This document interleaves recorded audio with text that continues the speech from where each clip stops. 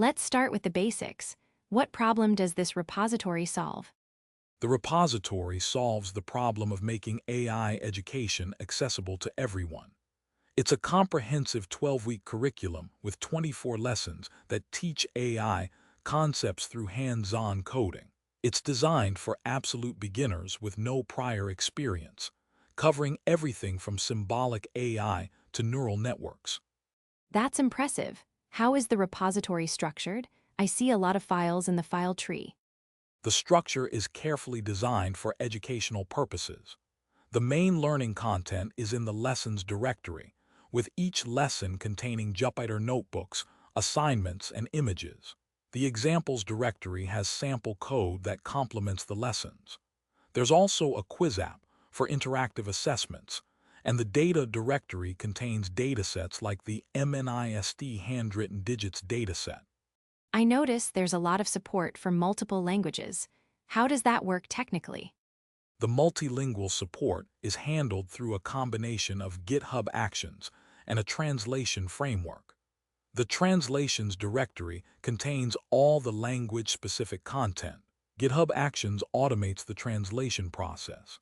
And the etc/quizapp/src/assets/translations directory holds language-specific quiz content. This allows the curriculum to be accessible to learners around the world.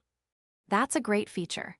Can you walk me through a specific technical implementation that's unique to this repository? Certainly, one interesting technical detail is the custom Docker setup in the dev container directory. This allows learners to have a consistent development environment without needing to install anything locally. The Docker file defines the environment, while the devcontainer.json file configures V's code for remote container development. This makes it easy for learners to get started with the curriculum. That's a solid approach. I also see a binder directory. How does that integrate with the learning experience? The binder directory is for Jupyter Hub integration. It allows learners to run the notebooks directly in the browser without any local setup. The postbuild.sh script sets up the environment, and the requirements.txt file specifies the necessary Python packages.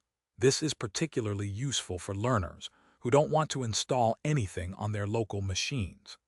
I see the etc/quizapp directory. Can you explain how the quiz system is implemented? The quiz system is a Vue.js single-page application.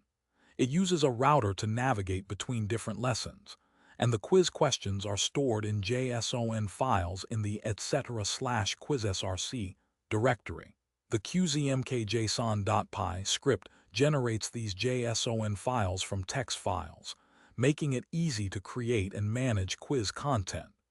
The quiz app is built with Webpack and uses Babel for JavaScript transpilation.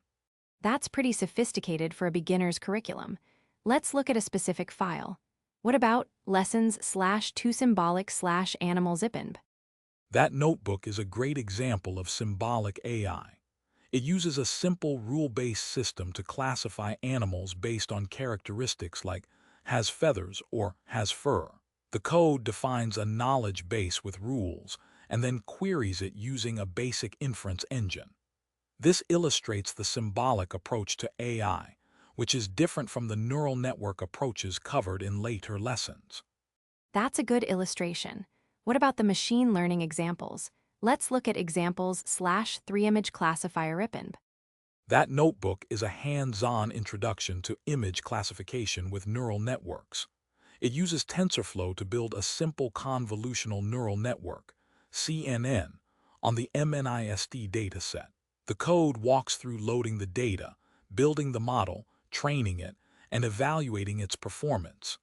It's a straightforward example that helps beginners understand how neural networks work in practice. That's a solid example. Are there any limitations or challenges with this repository? One limitation is that the curriculum doesn't cover classic machine learning algorithms in depth. It focuses more on modern AI techniques like neural networks and deep learning. Additionally, the translated content might not be perfect, as it's automatically generated. However, The community actively works on improving translations and the curriculum content. That's a fair point. What about the technical debt or scalability aspects of this project? The project is designed with scalability in mind, but there are some technical considerations. The large number of translation files increases the repository size significantly. The sparse checkout instructions in the README help mitigate this issue by allowing users to clone only the necessary parts of the repository. This optimization is crucial for maintaining performance with such a large codebase. I see the environment.iml file. How does that integrate with the learning experience?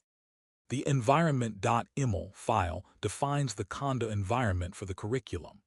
It specifies all the necessary Python packages and their versions.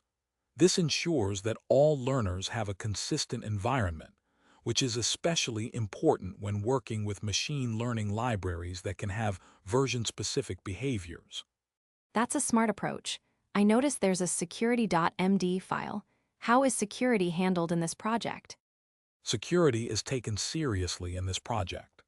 The security.md file outlines the security policies and procedures, including how to report vulnerabilities.